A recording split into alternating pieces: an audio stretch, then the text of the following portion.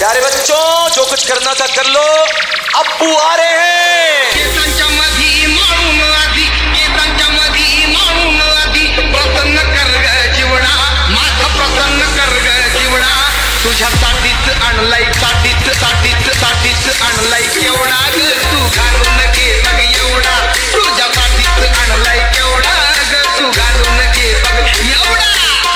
रोहित लय खुश तू होशील